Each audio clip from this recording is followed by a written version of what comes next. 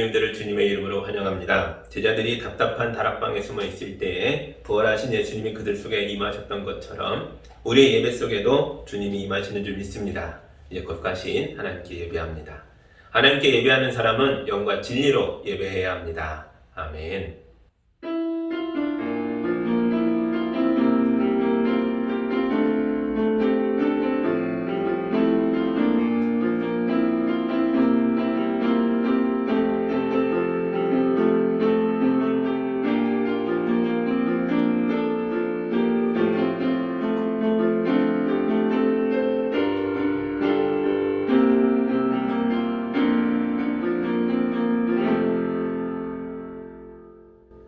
사랑의 하나님 아버지, 세상이 또 멈추었습니다. 우리가 사람 만나기를 두려워하며 새장에 갇힌 새처럼 집안에 갇혀 있습니다. 그러나 우리의 예배를 멈출 수 없기에 우리가 영상으로 주님을 뜨겁게 예배합니다. 이 시간 주의 영으로 집집마다 임하여 주셔서 하늘의 기쁨과 위로와 평안을 채워 주옵소서. 예수님의 이름으로 기도합니다.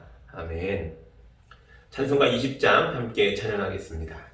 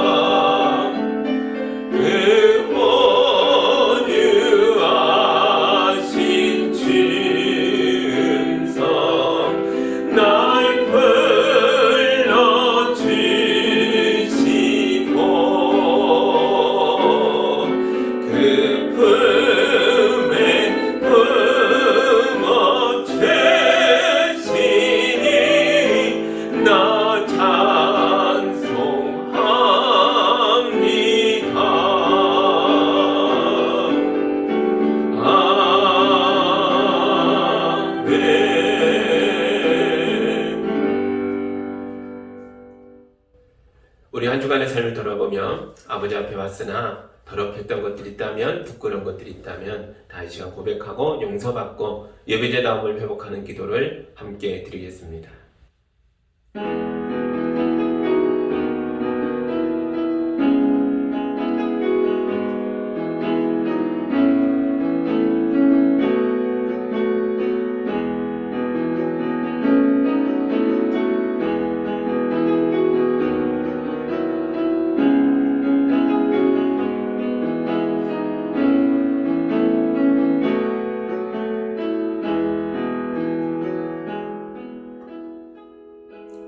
주여, 우리가 집 나갔던 탕자를 다시 받아주시는 하늘 아버지의 사랑을 바라봅니다. 우리의 손에 부끄러운 죄의 흔적이 가득합니다. 예배 중에도 수치스러운 생각들이 머리를 떠나지 않습니다. 핑계도 할 수 없고 변명도 할 수 없어서 그저 우리가 처연하게 고개를 숙이고 하늘 아버지의 용서를 바라고 있습니다. 주여, 우리를 불쌍히 여겨 주옵소서. 성경에 기록되어 있는 대로 우리를 안아주시고 우리의 더러운 옷을 벗기고 하늘의 옷으로 갈아입혀 주옵소서. 그리하여 우리의 예배가 용서받은 자들이 기뻐 노래하는 아름다운 잔치자리가 되게 하여 주옵소서. 예수님의 이름으로 기도하옵나이다. 아멘. 이제 우리 주님의 용서와 치유와 화해의 말씀을 들으시기 바랍니다.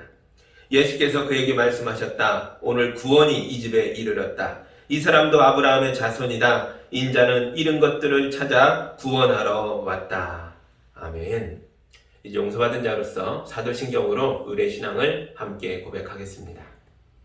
나는 전능하신 아버지 하나님 천지의 창조주를 믿습니다. 나는 그의 유일하신 아들 우리 주 예수 그리스도를 믿습니다. 그는 성령으로 잉태되어 동정녀 마리아에게서 나시고 본디오 빌라도에게 고난을 받아 십자가에 못 박혀 죽으시고 장사된 지 사흘 만에 죽은 자 가운데서 다시 살아나셨으며 하늘에 오르시어 전능하신 아버지 하나님 우편에 앉아 계시다가 거기로부터 살아있는 자와 죽은 자를 심판하러 오십니다. 나는 성령을 믿으며 거룩한 공교회와 성도의 교제와 죄를 용서받는 것과 몸의 부활과 영생을 믿습니다.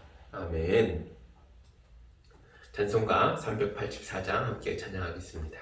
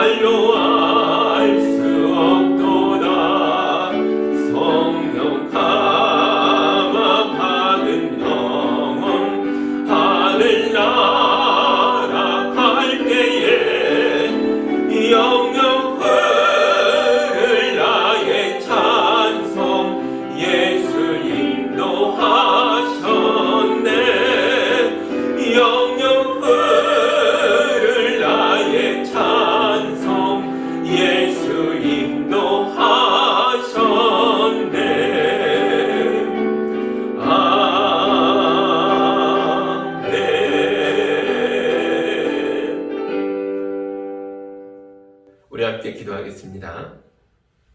순종이 제사보다 낫다고 말씀하시는 하나님 아버지, 한때 죄인이었던 우리를 하늘의 자녀로 삼아주시고 주님께서 핏값으로 세우신 거룩한 교회에서 또 다른 이들을 살리는 인생을 살게 하시니 감사합니다. 주여, 우리의 변화가 겉사람에서 그치는 게 아니라 내면의 속사람부터 완전히 새로워져서 우리가 새 시대를 만들어가는 믿음의 일꾼들이 되게 하여 주옵소서. 팬데믹 쇼크로 우리가 알던 세상이 사라지고 새로운 미래가 오고 있다고 말합니다. 우리도 낡은 신앙의 습관을 버리고 예수님 중심의 온전한 믿음을 지켜가는 우리 모두가 되게 하여 주옵소서. 사랑하는 성도들이 자녀와 이웃에게 천국의 보물인 복음을 온전히 전하여서 하늘의 기쁨을 함께 누릴 수 있게 하여 주옵소서. 세상의 거짓된 가치에 맞서 싸워서 영원한 형벌의 길을 걸어가는 이웃들을 멸망의 길에서 건져내게 하옵소서. 밖에서만 멋진 사람이 아니라 집안에서도 가족들 앞에서도 은혜와 진리가 충만한 하나님의 사람들이 되게 하여 주옵소서. 우리가 파송한 선교사님들이 세상 여러 곳에서 사역하고 계십니다. 최경석 목사님, 소동욱 목사님, 김일환 선교사님의 가정과 함께하여 주셔서 가족 모두가 건강하게 하여 주시고 선교사님들의 사역마다 아름다운 열매가 가득하여서 수많은 영혼들이 회복되고 구원을 받아 하늘의 백성이 되게 하여 주옵소서. 우리 성도들을 축복하시고 우리 교회를 복되게 하셔서 우리가 선교사님들의 사역을 돕고 세상에 하나님의 나라를 널리 선포하는 일에 부족함이 없도록 인도하여 주옵소서. 이 시간 우리가 가정에서 영상으로 예배합니다. 성도들에게 은혜와 사랑을 충만하게 부으셔서 우리 성도들이 이 땅을 거룩하게 살아가는 믿음의 사람들이 다 될 수 있도록 인도하여 주옵소서. 예수님의 이름으로 기도하옵나이다. 아멘.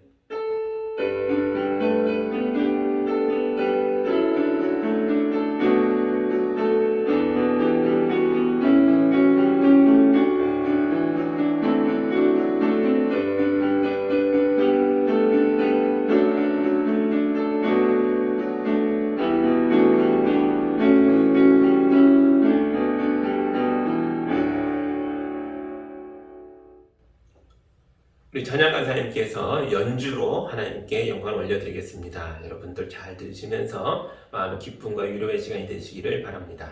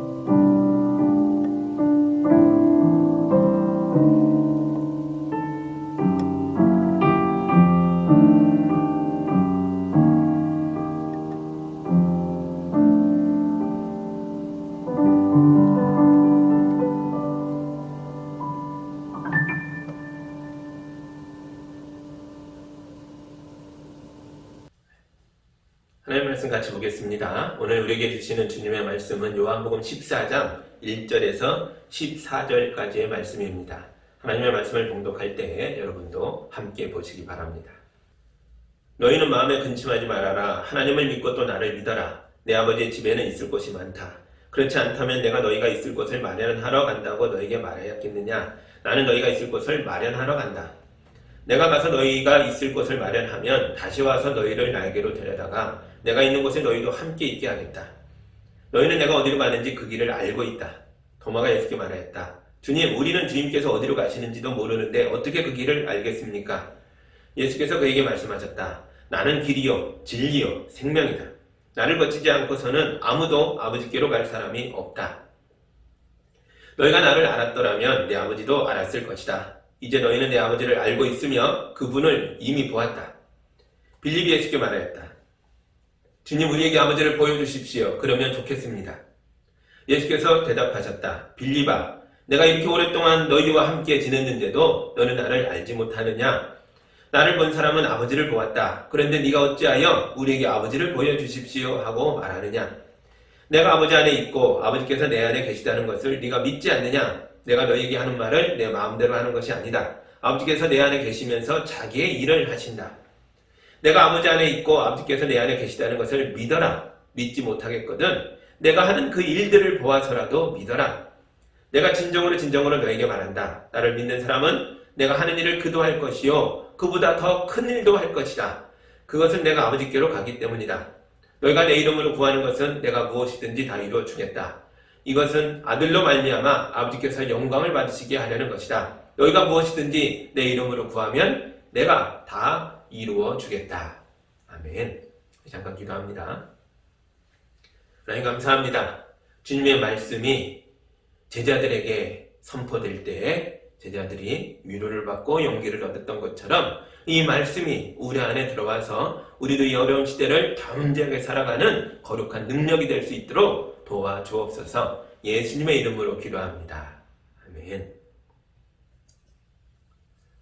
수도권의 거리두기 4단계가 2주 연장됐습니다. 그래서 8월 8일까지 우리 예배도 영상으로 드리는 예배가 연장될 수밖에 없겠습니다. 지금 상황이 대단히 엄중하다라고 말합니다. 그러나 너무 걱정하지는 마세요. 작년과 비교하면 지금의 사정이 많이 좋아진 것도 사실이니까요. 델타 변이의 확산 속도가 빠르지만 그래도 사람이 죽거나 중증으로 넘어가는 일들은 많이 줄어들었습니다. 바이러스에 취약한 고령의 어르신들부터 백신을 보급했기 때문에 이런 예방이 되고 있다. 이런 말들을 듣고 있어요. 앞으로도 백신의 생산과 보급과 이 접종에 차질이 없도록 그래서 하루빨리 집단 면역을 달성할 수 있도록 우리가 함께 기도하고 노력해야 할 줄 믿습니다. 아멘. 백신이 없었을 때를 한번 생각해 보세요. 지금 힘들다라고 말하지만 백신이 없었을 때는 지금은 힘든 거고요. 그때 너무 무서웠습니다. 요양원에서 집단 감염이 일어났을 때 많은 어르신들이 고통을 겪었습니다. 감염되어 중증으로 또는 생의 마지막을 달리하는 경우도 있어서 고통스럽고요. 그 과정에서 가족을 만날 수 없다는 것도 엄청난 고통이었죠. 감염된 어르신들이 자식을 만나지 못하고 유언도 남기지 못한 채 쓸쓸하게 임종을 맞이했던 일들이 있습니다. 앞으로 다시는 이런 일이 없도록 우리가 절차도 만들고 준비도 잘 해야 할 것 같아요. 노력해야 합니다. 제 친구 목사님도 코로나로 부모님을 잃고 슬픔의 시간을 보내고 있습니다. 그래도 우리 기독교인들은, 우리 목사님은 부모님이 하나님 나라에 계시다라는 확신이 있기 때문에 그 확신 가운데 슬픔과 고통의 시간을 잘 견뎌나가고 있습니다. 세상 사람들에게 죽음이란 영원한 이별이죠. 그러나 우리는 아닙니다. 우린 부활하신 예수님을 믿고 따라가는 사람들이기에 우리 그리스도인들에게는 죽음이란 잠깐의 이별이고 다시 만날 것에 대한 새로운 약속과 같은 거죠. 예수님은 제자들과 이별을 준비하면서 제자들에게 이런 믿음을 가지라고 권면하고 있는 중입니다. 오늘 본문을 보시죠. 14장 1절입니다. 너희는 마음에 근심하지 말아라. 하나님을 믿고 또 나를 믿어라. 아멘. 예수님께서 여러 차례 이제 내가 어디로 간다.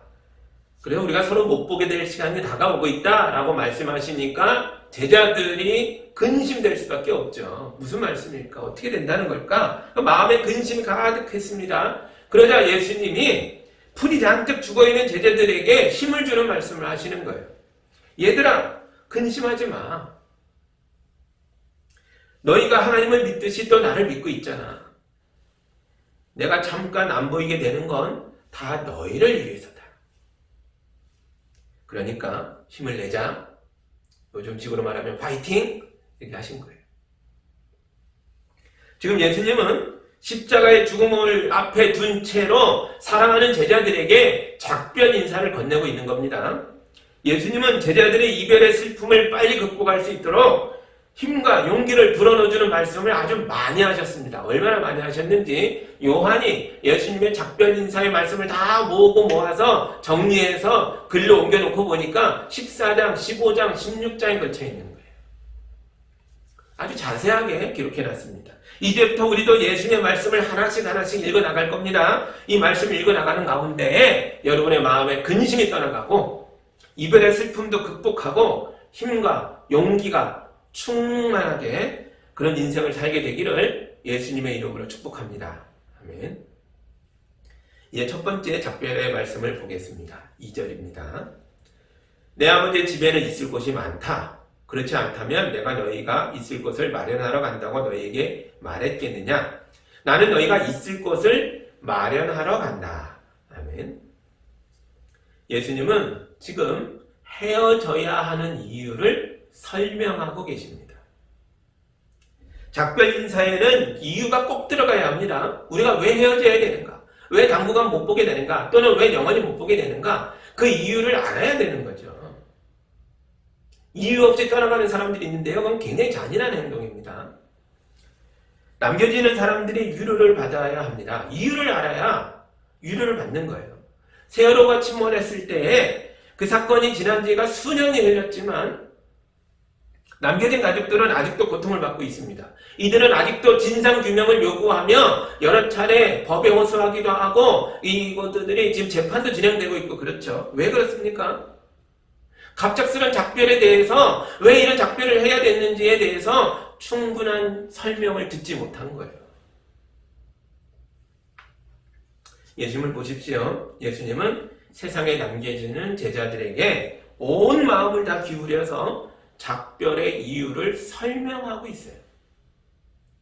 예수님은 자기 아버지의 집에다가 제자들과 함께 있을 곳을 마련하러 가는 거다라고 말씀하고 있는 거예요. 내가 왜 가고 있는가? 왜 우리가 헤어져야 하는가? 너희를 위하여. 너희가 거할 곳을 마련하기 위하여. 내가 아버지 집으로 다시 돌아가고 있다. 요즘같이 집값이 비싼 시대에 살 집을 마련하러 간다는 예수님의 말씀은 얼마나 반가운 말씀인지 몰라요. 비록 예수님 약속하신 집이 강남의 아파트는 아니지만 사실은 강남의 아파트보다 훨씬 더 좋은 하늘 아버지 집에 우리 자리를 마련하겠다는 거니까요. 하늘에 우리 집이 예비되고 있습니다. 주님의 약속입니다. 예수님의 말씀에서 진한 사랑이 느껴집니다. 첫 번째로는 바로 아버지의 사랑이에요. 옛날에는요, 자녀들이 결혼해서 분가하게 되면 그 신혼집을 아버지가 마련해 주죠. 어디 멀리 마련하는 게 아니에요. 농촌사회에선 아버지 집이 여기 있으면 아버지 집 옆에다 또 집을 짓는 거죠. 마을 사람들이 이런 식으로 집을 넓혀 가다 보니까 어떤 마을에 가면 앞집은 큰아버지 댁, 옆집은 당숙 아저씨 댁, 뒷집은 고모네 집, 뭐 이런 식으로 마을 전체가 친족들인 경우를 보게 되죠. 이게 아주 예전에 흔한 일이었습니다. 예수님 시대에도 마찬가지였죠. 그래서 예수님은 제자들이 익숙했던 이 농촌 문화를 이용해서 아버지 집에 대해서 설명하고 있는 거예요. 예수님이 이들에게 하신 말씀은 너희의 집을 마련하러 아버지 집에 간다. 이 말씀은요, 내가 너희에게 아버지 노릇을 해주겠다. 이 말씀이라고요. 근심하지 마, 걱정하지 마. 너희의 처소를, 너희의 살 집을 내가 마련해 줄게. 내가 아버지 노릇을 해줄게. 이 말씀이에요. 여러분, 비록 이 세상에는 내 집이 없을지라도 하늘아버지 집에는 우리가 거할 곳이 많이 있습니다. 우리는 나그네 길을 다 마친 뒤에 하늘아버지 집에 마련되어 있는 내 집에서 편안히 쉬게 될 줄 믿습니다.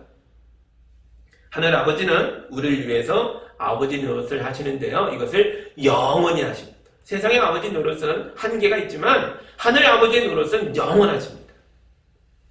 이제 또 3절을 보시죠. 내가 가서 너희가 있을 곳을 마련하면 다시 와서 너희를 나에게로 데려다가 내가 있는 곳에 너희도 함께 있게 하겠다. 아멘.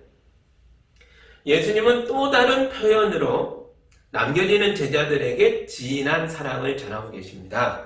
여기서 느껴지는 건요, 아내를 향한 남편의 사랑이에요.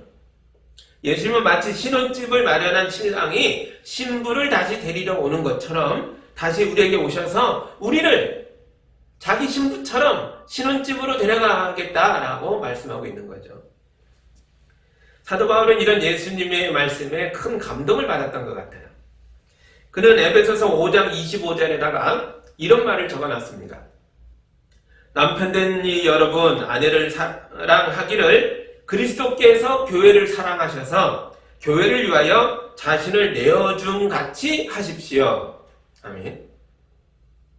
바울이 예수님을 보니까요, 예수님이 교회를 사랑하는 게 남자가 여자를 어떻게 사랑해야 하는가를 잘 보여주는 것처럼 느껴지는 거죠. 남자들에게 여자를 사랑하는 법에 대해서 이렇게 얘기합니다. 예수께서 교회를 사랑하신 것처럼, 예수께서 교회를 위하여 자기 자신을 다 내어준 것처럼 그렇게 사랑하라. 여자도 마찬가지죠. 우리가 읽진 않았지만 에베소서에서 여자들을 향해서도 말합니다. 여자가 남자를 사랑하는 법은 교회가 예수를 사랑하는 것처럼 그렇게 사랑하는 것이다 라고 말합니다. 그러니까 서로 사랑하는 것은요, 예수님과 교회의 모델을 보고 따라가는 방법이 있다는 거죠. 교회가 예수를 사랑하는 것처럼, 예수가 교회를 사랑하는 것처럼 그렇게 사랑하라 바울이 얘기했습니다. 이게 어떤 사랑일까요? 커플 연구로 유명한 한 심리학자가 있어요. 그가 이런 말을 했습니다. 자기가 커플 연구를 오래 해보니까 깨달음이 왔다는 거예요. 연구의 어떤 데이터 결과를 익숙하게 연구하니까 이제 보면 안다는 거예요. 이분이 무슨 얘기 하냐면요, 어떤 커플이든지 자기가 1시간만 지켜보면 이 사람들이 계속 잘 행복하게 사랑하며 살 사람들인지 아니면 몇 년 못 가서 깨어질 사람들인지를 자기가 90%의 확률로 맞출 수 있다 이렇게 말해요.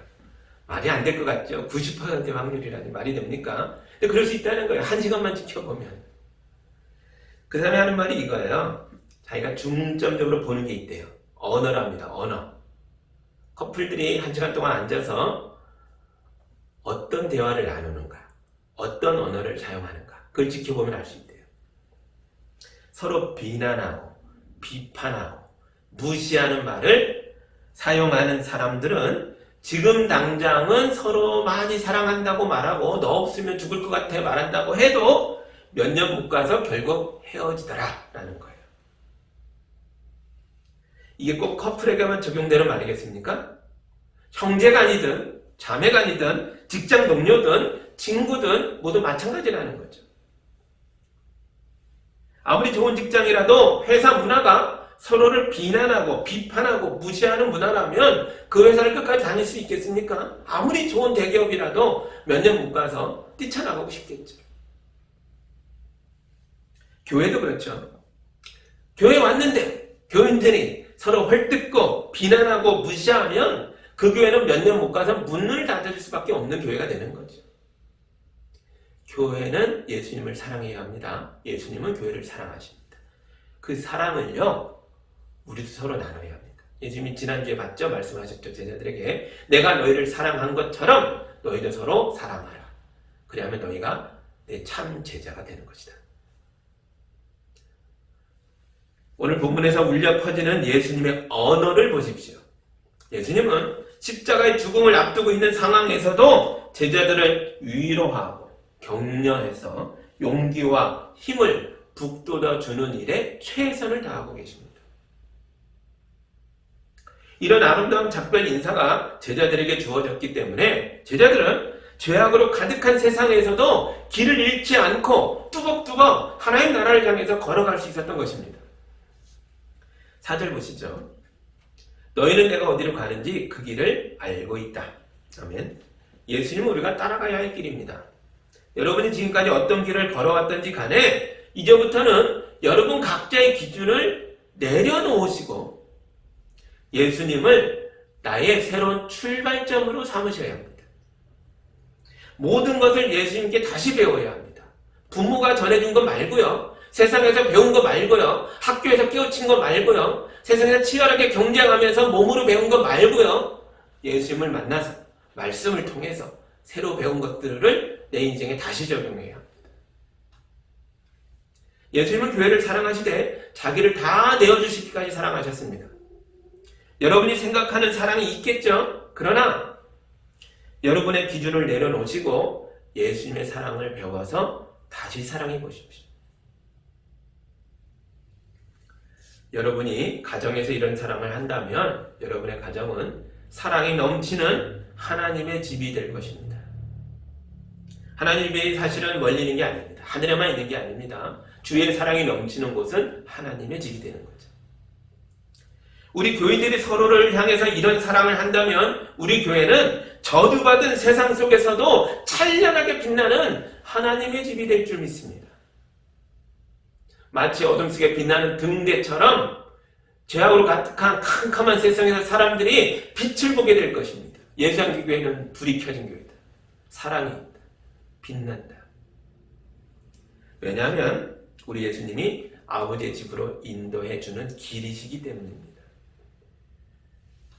이 말씀이 어려우십니까? 괜찮습니다. 제자들도 어려워했으니까요. 5절 보시죠. 도마가 예수께 말하였다. 주님, 우리는 주님께서 어디로 가시는지도 모르는데 어떻게 그 길을 알겠습니까?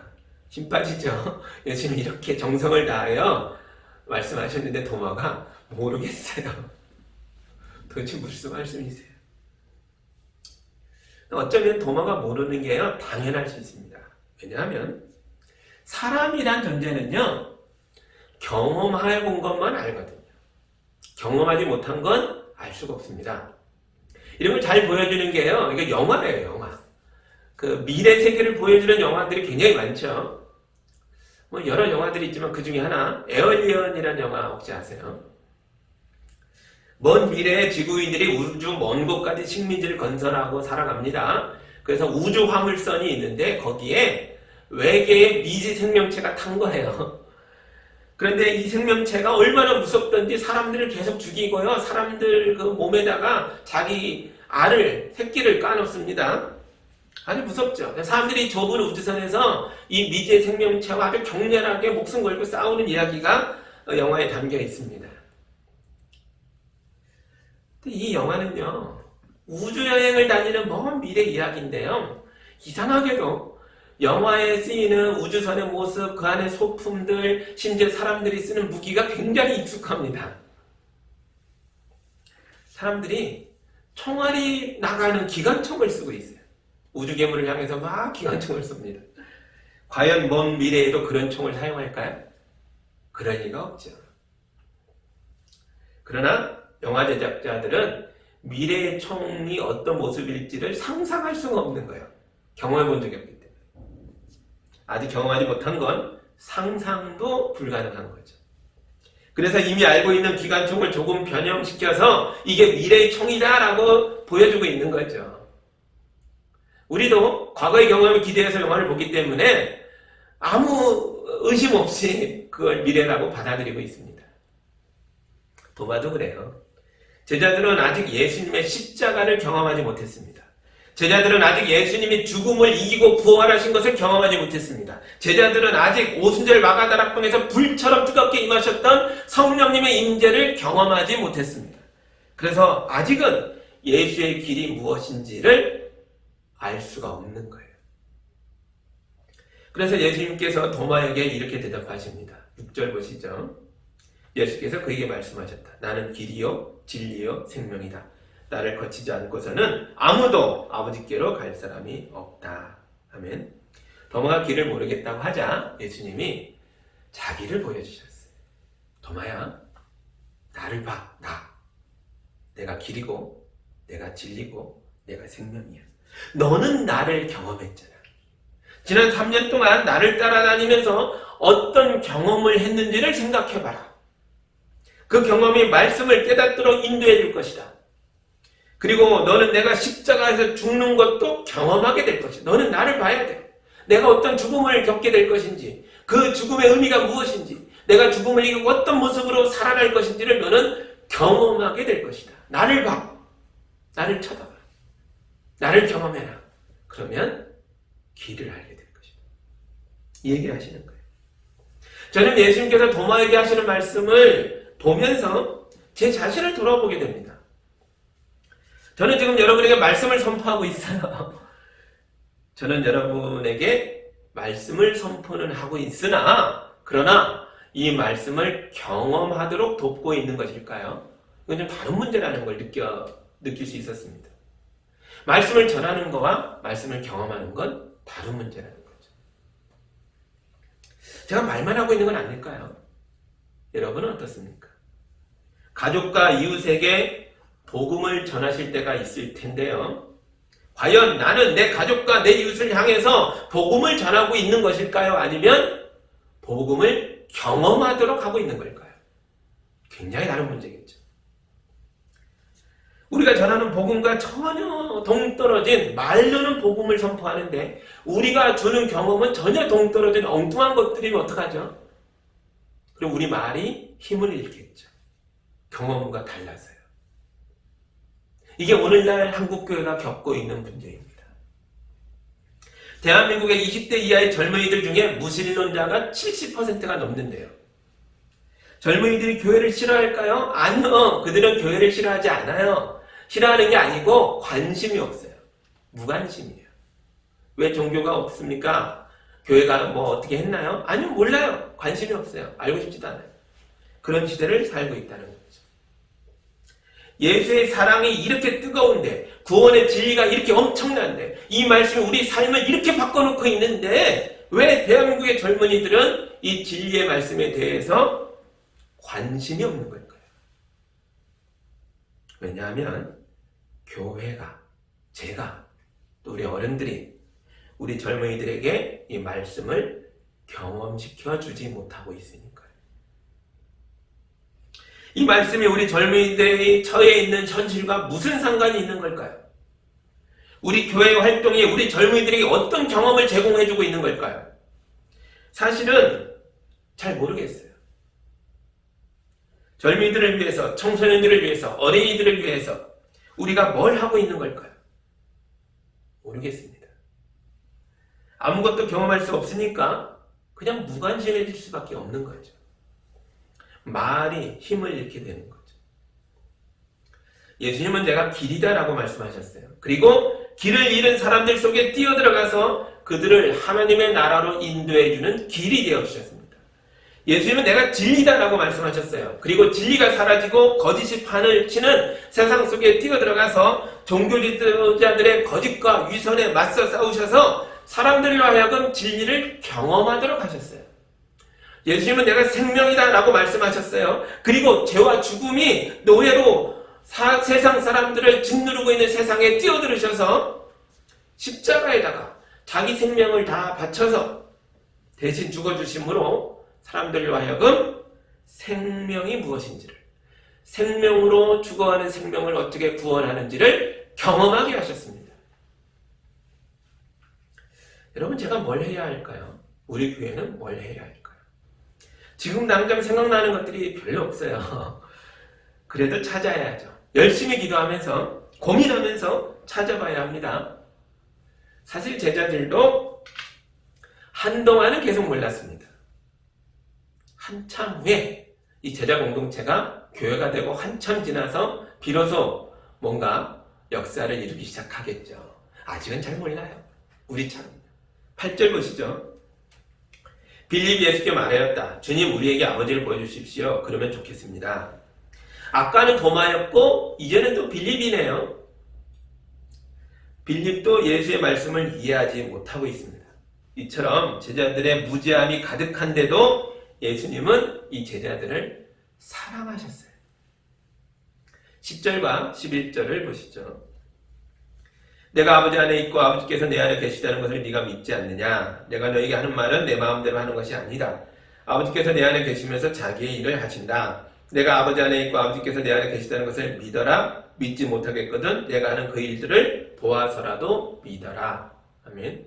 아버지 집에 간다는데 그 아버지 좀 보여주면 안 돼요? 잘 모르겠다고요?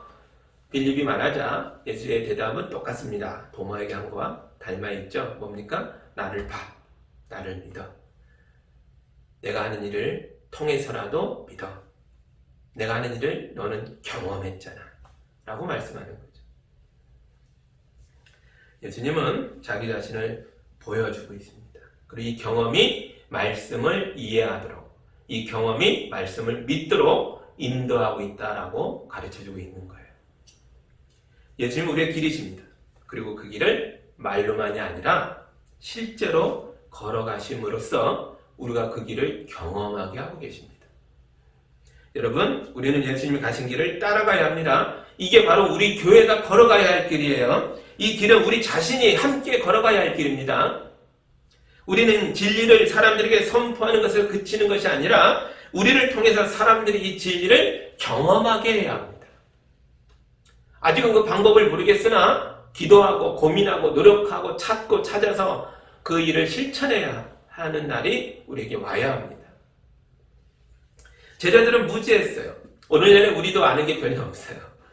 우리도 제자들처럼 앞으로 많이 헤매게 될 거예요. 그런데도 예수님은 이 제자 공동체를 향해서 또 우리 교회를 향해서 큰 기대를 가지고 계십니다. 12절 보시죠.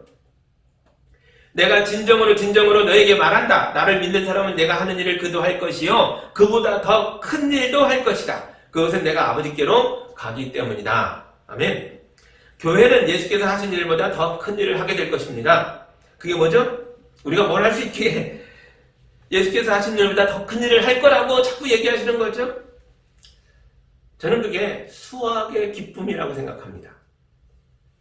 예수께서는 이 땅에다가 길과 진리와 생명을 심으셨어요. 예수님은 교회의 시작이고 하나님 나라의 시작이셨습니다. 한 줌의 제자 공동체는 하나님 새 백성의 시작이었어요. 그런데 보십시오. 이 한 줌밖에 안 되는 작은 공동체, 이 한 줌밖에 안 되는 작은 하나님의 나라, 이 한 줌밖에 안 되는 작은 예수의 집단이요, 오늘날의 교회가 된 거죠.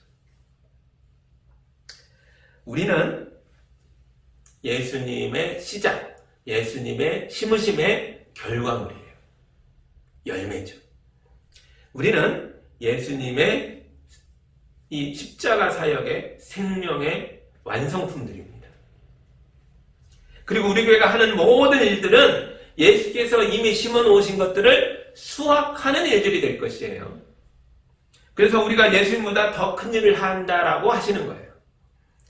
그러나 심은 자가 있기에 거두는 것도 가능하겠죠. 그래서 사실은 심는 것도 예수님이 하신 일이고 예수보다 더 큰 일을 하는 우리가 수확하는 기쁨, 수많은 영혼들에게 복음을 전하고 그들을 구원하며 열매 맺게 하는 이 모든 일들도 사실은 예수님이 하고 계시는 일이에요. 그래서 예수님이 아버지께로 가는 이유를 하나 더 말씀하신 거죠. 이 일을 위해서 내가 아버지께로 간다. 우리 교회가 앞으로 더 큰 일을 할 수 있도록 그것을 도와주시려고 아버지께 가시는 겁니다. 13절과 14절을 마저 보시죠. 너희가 내 이름으로 구하는 것은 내가 무엇이든지 다 이루어 주겠다. 이것은 아들로 말미암아 아버지께서 영광을 받으시게 하려는 것이다. 너희가 무엇이든지 내 이름으로 구하면 내가 다 이루어 주겠다.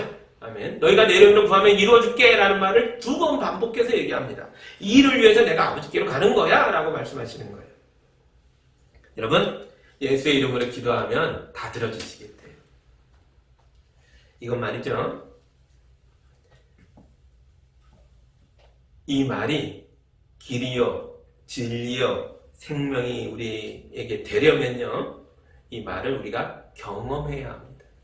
아, 그렇다는구나. 기도하면 응답해 주신대. 예수의 이름으로 기도합니다. 아멘 하면 다 된대. 라고 끝나는 게 아니에요. 경험돼야 하는 말씀이에요. 오직 예수의 이름으로 기도하는 자만이 이것을 경험할 수 있습니다. 응답을 경험할 수 있어요. 그러나 어떤 응답은 우리가 요청한 것과는 다르게 또는 반대로 이루어질 수도 있어요. 우리가 잘못 구하면 그걸 바로 잡으셔야 하니까요. 그러나 그것도 응답이죠. 우리가 예수의 이름으로 무엇을 구하든 주님은 대답하십니다. 주님의 방식으로.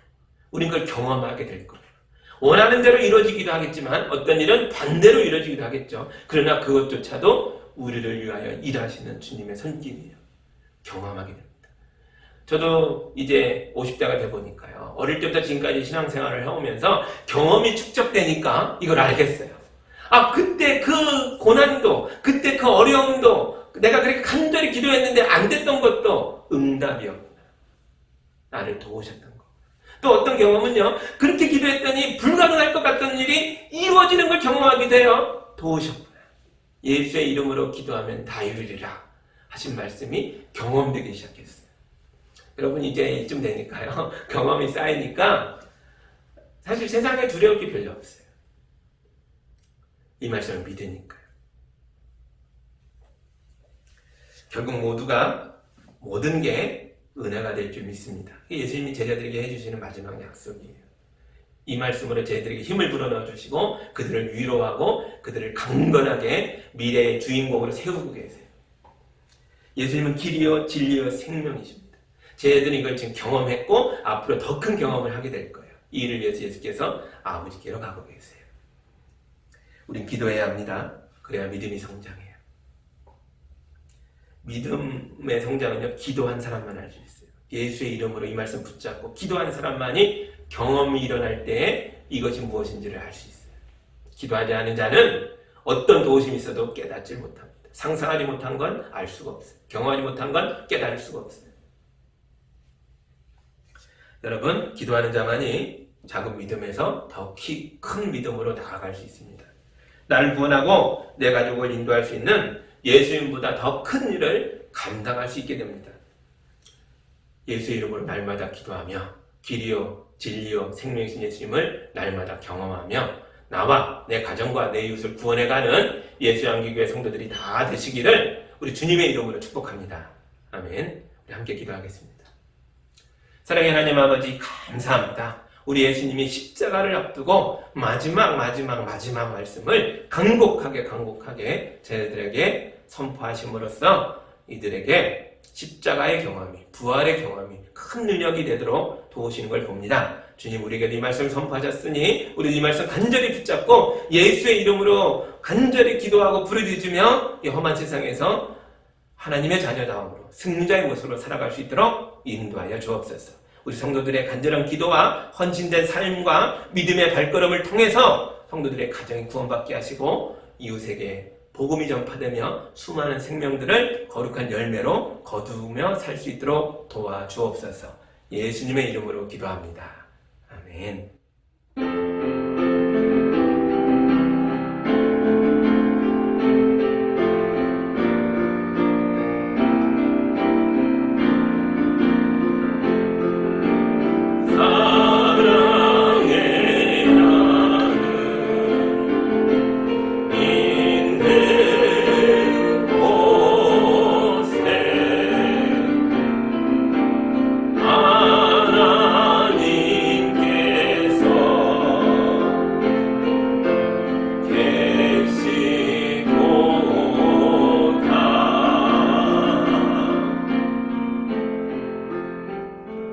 사랑의 하나님 아버지, 우리 성도들이 뜨거운 헌신의 마음으로 주님께 예물을 올려드렸습니다. 귀한 예물을 통해 영광 받으옵시고 이 예물과 또 하늘의 놀라운 축복으로 이 예물이 흘러가는 곳마다 생명들이 살아나게 하여 주옵소서. 우리 성도들을 복되게 하셔서 연약한 자들이 강건해지게 하여 주시고 부족함이 채워지게 하시고 하는 일마다 잘 되어서 나도 살고 이웃도 살리는 삶을 살아갈 수 있도록 인도하여 주옵소서. 주님께 영광 돌리며 살아갈 수 있도록 함께하여 주옵소서. 예수님의 이름으로 기도하옵나이다. 아멘.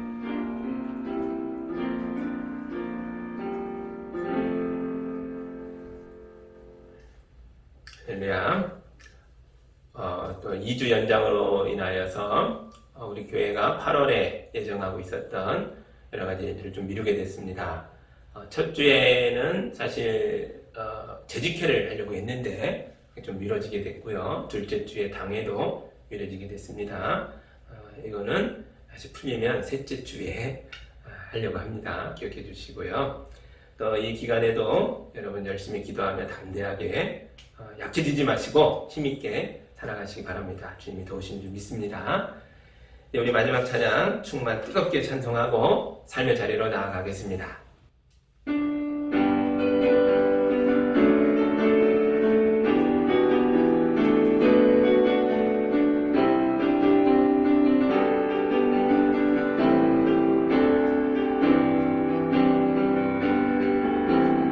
은영이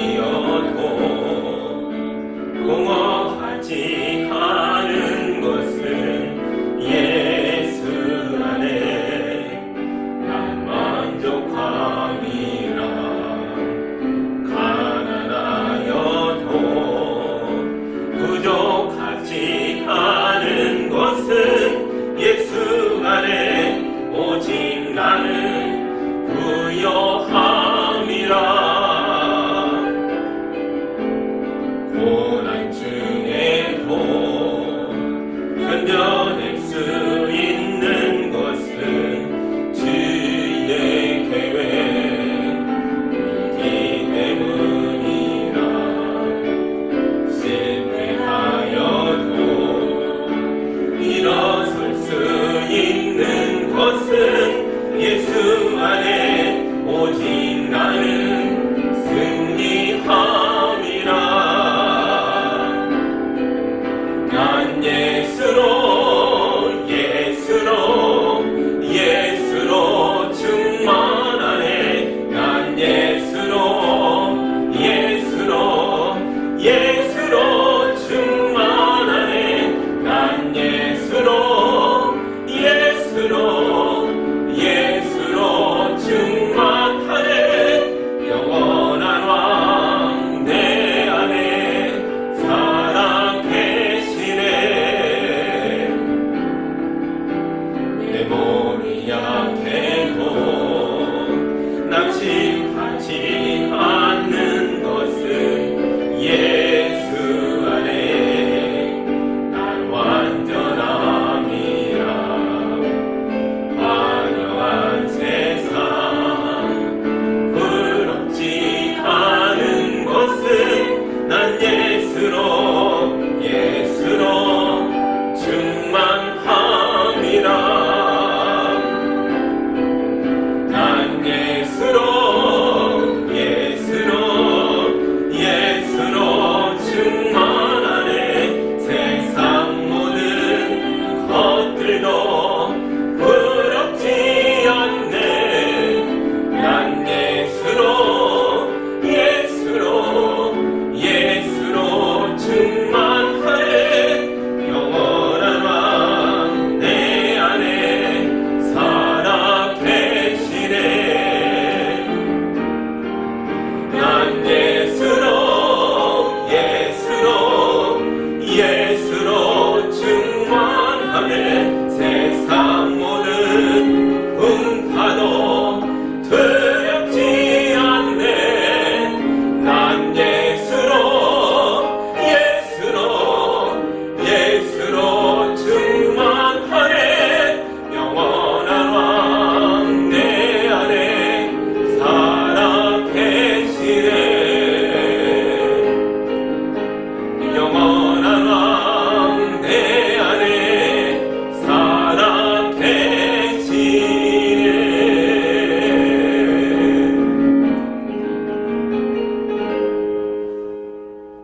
이제는 길이요 진리요 생명이신 자신을 경험하도록 우리에게 십자가로 내어놓으신 예수 그리스도의 은혜와 하나님 아버지의 크신 사랑과 놀라운 성령님의 인도하심이 말씀을 들을 뿐만 아니라 경험하고 이 경험한 말씀을 가족과 이웃에게 생명의 열매로 나누는 성도들 위해 이제로 영원까지 함께하기를 간절히 축원하옵나이다. 아멘.